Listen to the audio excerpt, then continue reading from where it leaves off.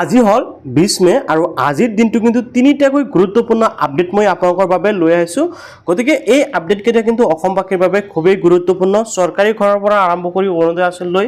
লগতে বিনামূলীয়া বিদ্যুতৰ কিন্তু কিছুমান আপডেট আহি পৰিছে আপোনালোকে কেনেকৈ লাভ কৰিব বিনামূলীয়া বিদ্যুৎ গতিকে ভিডিওটো কিন্তু আপোনালোকৰ বাবে ইম্পৰ্টেন্ট হ'বলৈ গৈছে আপোনালোকে এই ভিডিওটো সম্পূৰ্ণকৈ চালে এই তিনিটা আপডেট মই আপোনালোকক এই ভিডিওৰ মাধ্যমে জনাই দিম ওকে তো এতিয়া আপোনালোকে ভিডিওটো সম্পূৰ্ণকৈ চাওক লগতে ভিডিওটো ভাল পালে নিশ্চয় লাইক এটা কৰিব হেকত গৈ আৰু যদি ভাল পায় এনেকৈ আপডেট পাব বিচাৰে তেনেকৈ চেনেলটো সাবস্ক্ৰাইব কৰিব আপোনালোকে যদি ভিডিওটো সম্পূৰ্ণকৈ চোৱাৰ পিছত ভাল লাগে তেতিয়াহে তো এতিয়া ব্লগ আৰম্ভ কৰো প্ৰথমটো আপডেট আপোনালোকৰ বাবে আছে ৰাজ্যত নতুনকৈ 15 লাখ পৰিয়ালে লাভ কৰিব চৰকাৰী ঘৰ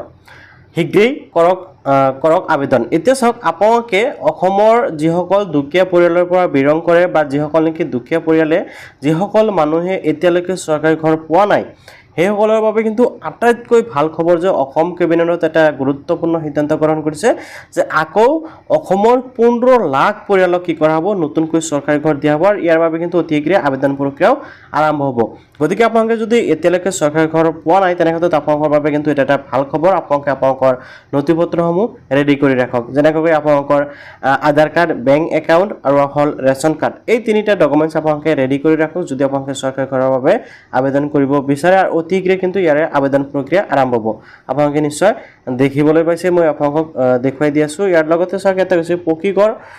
সপোনৰ ঘৰ এতিয়া হ'ব এনেকৈ আৰ্থিক সাহায্য চৰকাৰ দিব অতি শীঘ্ৰে আৰু নিশ্চিত সুৰক্ষা সহজ আবেদন প্ৰক্ৰিয়া বিনামূলীয়া স্বচ্ছ অনলাইন মাধ্যমে ঘৰত বহি অনলাইন মাধ্যমে আপোনালোকে বিনামূলীয়াকৈ স্বচ্ছত আবেদন কৰিব বুলি কৈছে তো এতিয়া চাওক যেসকলে নেকি ইতিমধ্যে জেটিং কৰিছিল বা সেলফ সাৰ্ভে কৰিছিল হেসকলৰ হৈ গল এতিয়া আকৌ নতুনকৈ 15 লাখ মানুহক কিন্তু এই সুবিধা দিয়া হ'ব বুলি অসম চৰকাৰৰ তৰফৰ পৰা ঘোষণা কৰিছে আৰু এটা ভাল আপডেট আপোনালোকৰ বাবে অসমবাসীৰ বাবে আৰু হেয়া হল যে বৰ্তমান সময়ত কিন্তু আপোনালোকে জানে বিদ্যুৎ বহুত পৰিমাণে খৰচ হয় আপোনালোকে যাতে বিদ্যুৎ ৰাহি হয় বা আপোনালোকৰ বিদ্যুৎ বিল দিব নালাগে তাৰ বাবে কিন্তু অসম চৰকাৰ তথা কেন্দ্ৰীয় চৰকাৰৰ উদ্যোগত এটা আপডেট বা আঁচনি লৈ আহিছে হেয়া হল প্ৰধানমন্ত্ৰী সূৰ্য ঘৰ বিজুলী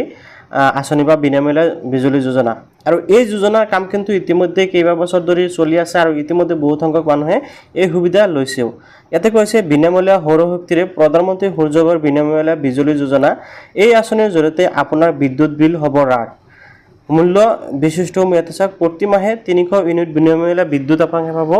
73,000 পৰ্যন্ত চৰকাৰী সাহায্য কম সুদত ঋণ লাভ সহজ পঞ্জীয়ন প্ৰক্ৰিয়া ইয়াতে 78 কৈছে যদিও ইয়াতে কিন্তু আপোনালোকে টোটাল 1,32,000 টকাৰ সাবসিডি লাভ কৰিব এটা মানে যদি আপোনালোকৰ 3 ওয়াৰ্ডৰ সোলাৰ লয় তেনেক্ষেত্ৰত আপোনাৰ টোটাল টকা জমা যাব আপোনাৰ 3,80,000 তাৰ পৰা 1,32,000 টকা ৰিটাৰ্ণ কৰে এতিয়া আপুনি যদি বিচাৰে আপোনালোকে গোটেইখিনি টকা নিদিয়াকৈ কিন্তু আপোনালোকে ফাইনান্সত ল'ব পাৰিব যদি আপোনালোকে ফাইনান্সত লয় তেনেক্ষেত্ৰত আপোনালোকে মাহিলি 2,000 বা 1,800 টকা দিব লাগিব 3 বছৰ অৰ্থাৎ প্ৰায় আপোনালোকে 60,000 টকা আপোনালোকে কিস্তিত দিব লাগিব কিন্তু ইয়াৰ বিপৰীতে কিন্তু আপোনালোকৰ বিদ্যুৎটো সম্পূৰ্ণ ফ্ৰী হৈ যাব আৰু 3 বছৰ পিছতো কিন্তু আপোনালোকৰ এটো ফ্ৰীয়ে থাকিব তো আপডেট আপোনালোকে নিশ্চয় বুজি পাইছে ইয়াৰ পিছত আৰু এটা আপডেট মই আপোনালোকক জনাই দি আছো এইখিনিতে আপোনালোকৰ বাবে আৰু এটা সৰু আপডেট যদি আপোনালোকে বিচাৰে তেনেক্ষেত্ৰত কিন্তু বৰ্তমান আপোনালোকে ঘৰত বহি ইনকাম কৰিব পাৰিব আৰু সেই বিষয়লৈ অলৰেডি মই এটা ভিডিও মোৰ টেলিগ্ৰামত দি ৰাখিছো লিংক দি ৰাখিছো তাতে গৈ আপোনালোকে এই ভিডিওৰ ডেসক্ৰিপচন টেলিগ্ৰাম লিংক পাব তাৰ পৰা আপোনালোকে ভিডিওসমূহ চাই ইনকাম কৰা আৰম্ভ কৰিব পাৰে এতিয়া হেকৰ আপডেটটো আছে অৰুণোদয় আঁচনিৰ হিতাধিকাৰী সকললৈ যদি আপোনালোকে অৰুণোদয় আঁচনিৰ হিতাধিকাৰী হয় তেনেক্ষেত্ৰত আপোনালোকৰ বাবে আটাইতকৈ ভাল খবৰ যে আপোনালোকে কিন্তু এতিয়াৰ পৰা অৰুণোদয় আঁচনিৰ জৰিয়তে মাহিলি 3,000 টকা লাভ কৰিবলৈ গৈছে এটো এটা খুবই গুৰুত্বপূৰ্ণ বা খুবই ভাল খবৰ গতিকে আপোনালোকে যদি অৰুণোদয় আঁচনিৰ হিতাধিকাৰী হয় তেনেক্ষেত্ৰত আপুনি ভিডিওটো হেকলৈ চাই থাকক এতিয়া কথা হ'ল যে আপোনালোকে অৰুণোদয় আঁচনিৰ জৰিয়তে কেতিয়াৰ পৰা 3,000 টকা পাব বা কোন সকলে এই 3,000 টকাটো পাব